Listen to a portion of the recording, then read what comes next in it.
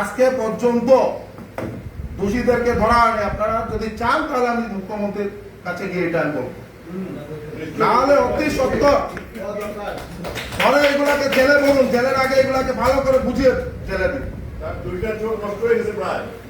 Retina break করে দিয়েছে, তারপর যারা মিউচুয়ালে যায় ওদের লজ্জা থাকা দরকার। যারা মিউচুয়ালের কথা বলতে যায় এইভাবে এটা কি অরাজকতা করেছে?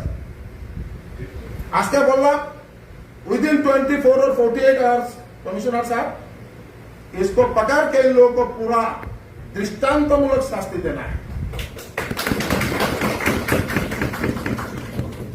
এটাকে কন্টেম করে যারা শেল্টার দিচ্ছে ওনাদেরকে তো কন্টেম করে প্রস্তাব দেওয়া হোক আজকে এবং এটা রিজলিউশনে নাও।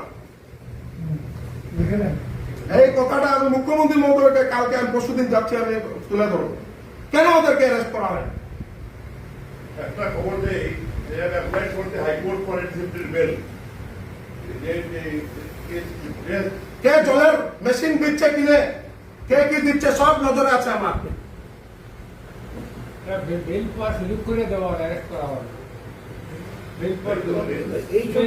আর ছোট ছোট কাজে দিয়ে ওইখানের মধ্যে মানুষের বাড়িতে ইয়ে করা, আমি এইগুলা কথা আজকে বললাম না, নেক্সট আমি একটা মিটিং ডাকবো, এই মিটিং এ বাকি কথাগুলো আলোচনা হবে। এইভাবে চলবে না করবো।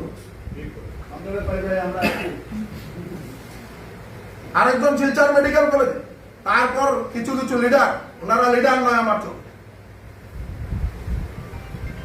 আমরা ওই শহরের নাগরিক, যার কারণে এটা একদম জিম্মাদারির মধ্যে 48 ঘন্টার মধ্যে এইগুলাকে ধরে জেলে পাঠান।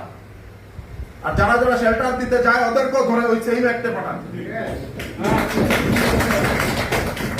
একটা উদাহরণ থাকুক এই বললাম। আর আবারও অন্তরের অন্তঃস্থল থেকে আমাদের চেয়ারম্যান সাহেবকে ধন্যবাদ জানাই। আমরা সবাই আপনার সঙ্গে আছি, আমরা সবাই আপনার সঙ্গে আছি, আপনি ভালোভাবে কাজ করে যান।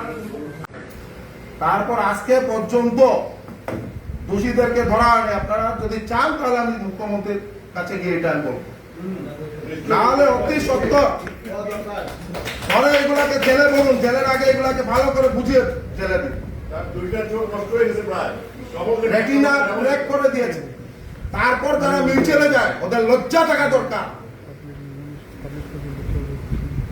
যারা মিউচুয়ালের কথা বলতে যায়